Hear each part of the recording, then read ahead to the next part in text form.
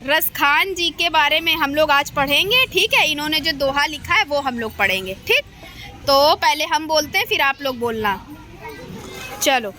धूरी भरे अति शोभित श्याम जू तैसी बनी सिर सुंदर चोटी। धूरी भरे अति शोभित श्याम जू तैसी बनी सिर सुंदर चोटी। खेलत खात फिर अंगना पग पैजनी बाजती पीरी का छोटी। खेलत खात फिर अंगना पग पैजनी बाजती पीरी का छोटी। वा छवि को रस खानी बिलोकत वारत काम कला निज कोटि। वा छवि को रस खानी बिलोकत वारत काम कला निज कोटि। काग के भाग बड़े सजनी हरी हाथ सो ले गयो माखन रोटी।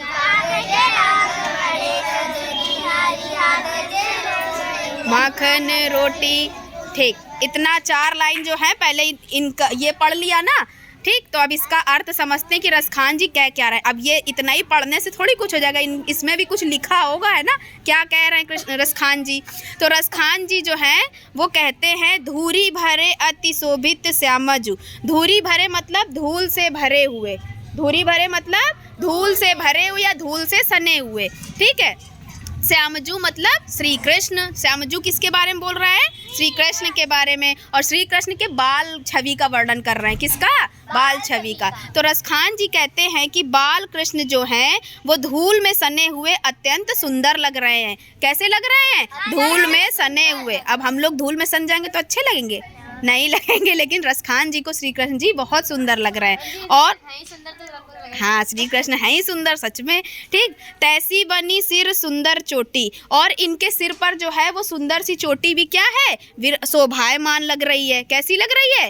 शोभायमान, ठीक। खेलत खात फिरे अंगना पग पैजनी बाजती पीरी का छोटी।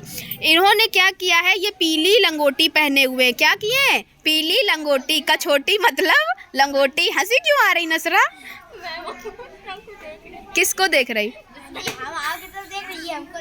अच्छा अच्छा, ठीक ठीक। तो क्या है कि ये पीली लंगोटी और पैर में पैजनिया पहने हुए। पैजनिया मतलब पैजनिया मतलब क्या हुआ?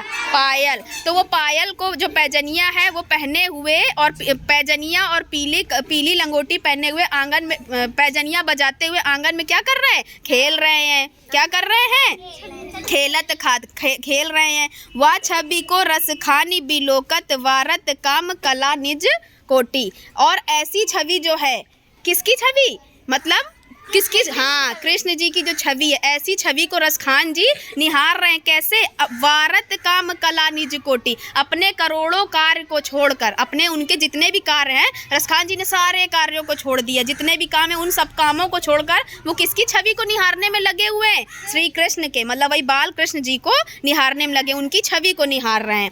काग के भाग बड़े सजनी हरी हाथ सो ले गयो माखन रोटी। और रसखान जी कह रहे हैं कि वह कौवा बहुत भाग्यशाली है। कौवे के बारे में बोल रहे हैं कि वह कौवा बहुत भाग्यशाली है जो भगवान बाल कृष्ण के हाथों से, अब वो छोटे से बाल कृष्ण जी हैं, वो खा रहे हैं रोटी। अब क्या हुआ? वो आए, कृष्ण कौवा आया उड़ के, बस अब कोई भी बच्चे के हाथ में कभी देखा है ना, उड़ के आता है कौवा, अचानक से कुछ भी खा रहा हो तो ले जाता है कौवा, उड़ के पता चलता है, उसको कोई पकड़ पाता है। तो ऐसे ही कौवे के बारे में बोल रहे हैं कि कौवा जो है वो बाल कृष्ण जो खा रहे रोटी, खाते खाते बाहर चले गए वो। अब कौवा आया तो कौवा उसने क्या किया? रोटी तुरंत झपट्टा मारा और रोटी लेके उड़ गया।